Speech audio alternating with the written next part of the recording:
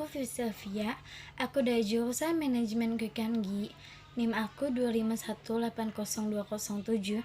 Aku diberi tugas untuk menjelaskan tentang leasing dan beserta contohnya. Leasing adalah suatu perjanjian yang memberikan hak untuk menggunakan harta, pabrik, atau alat-alat yang lain selama jangka waktu tertentu. Dengan kata lain, leasing juga bisa disebut sewa guna usaha.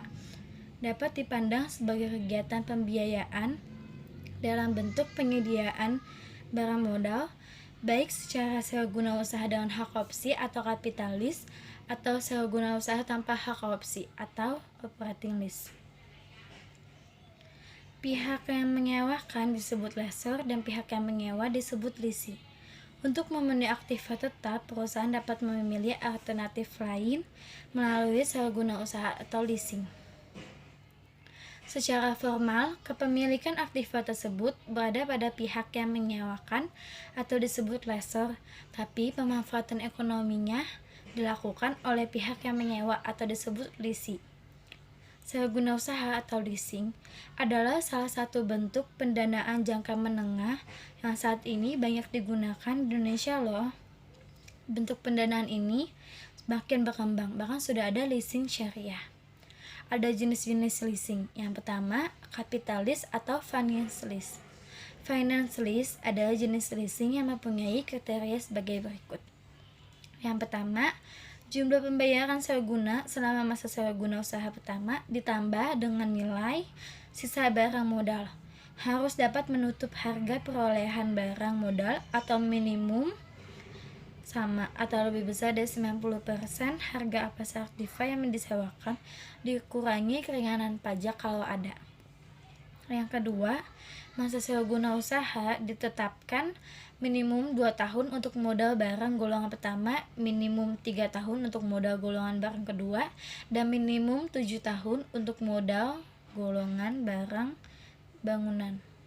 Yang ketiga, sewa guna usaha mengandung persetujuan yang memberikan hak kepada penyewa atau leasing untuk membeli aktiva yang disewa dengan harga yang telah disetujui, atau dengan kata lain penyewa mempunyai hak opsi. Yang kedua itu operating lease. Operating lease mempunyai kriteria sebagai berikut. Yang pertama, jumlah pembayaran sewa guna usaha selama masa sewa guna usaha tidak dapat menutup harga perolehan barang modal yang disewa ditambah keuntungan yang diperhitungkan lessor. Yang kedua, tidak memiliki hak opsi bagi leasing, sehingga tidak benar membeli atau memindahkan hak pada akhir masa sewa guna usaha bagi leasing.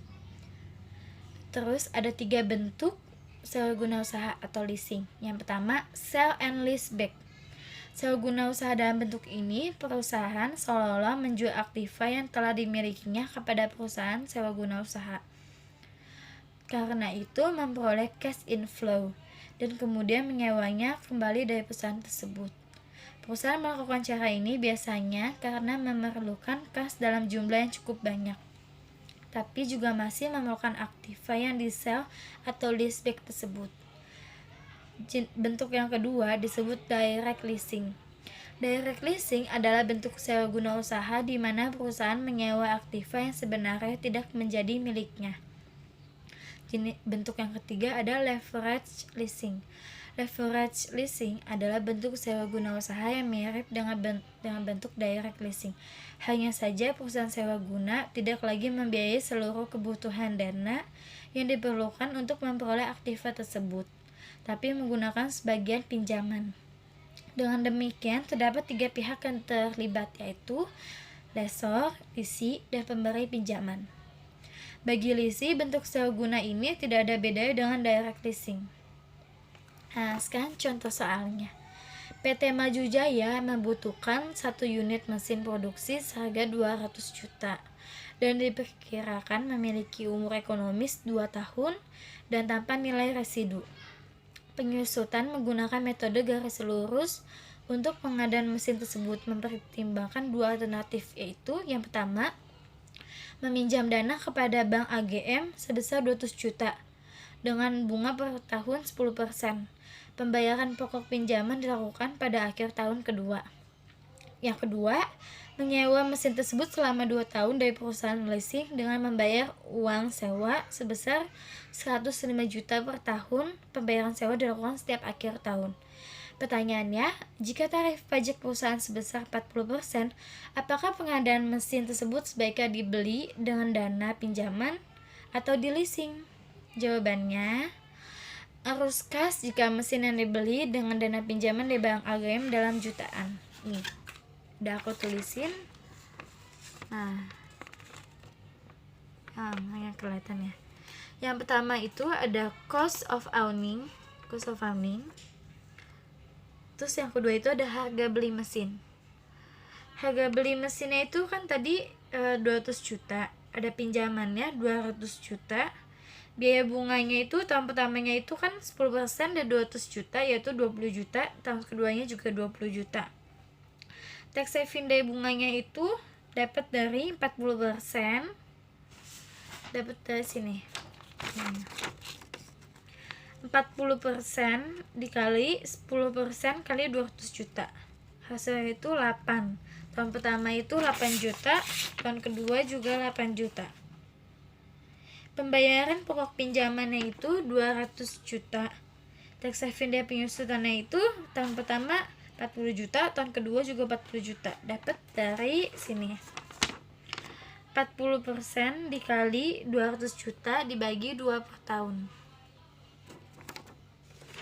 Terus arus kas keluar besinya itu yang pertama 0. Tahun pertamanya itu 28. Tahun keduanya itu 200 dikurang 28 sama dengan 172. Maka PV cost owningnya PV cost owningnya 28 juta dibagi dalam kurung 1 tambah 0,06 pangkat 1 ditambah minus 172 juta dibagi 1 tambah 0,06 pangkat 2 sama dengan minus 163.580 juta. Arus kas jika mesin disewa atau leasing itu yang pertama itu ada cost of leasing, yang kedua pembayaran sewa. Pembayaran sewanya itu kan tadi 105 juta tahun pertama, tahun kedua juga 105 juta. Tax saving dari pembayaran sewanya itu 42, dapat dari 40% kali 105 juta, ya saya 42 juta. Arus kas keluar besinya itu 63 juta. Maka PV cost of leasingnya adalah minus 163 juta dibagi 1 kurang 0,06 pangkat 1 ditambah minus 63 juta dibagi 1 dikurang 0,06 pangkat 2. Hasilnya minus 130.567.000. PV cost of owning lebih besar dari PV cost of leasing. Jadi dari perhitungan di atas sebaiknya perusahaan menyewa mesin karena terdapat efisiensi arus kas keluar. Demikian penjelasan tentang leasing beserta contohnya. Sekian dan terima kasih.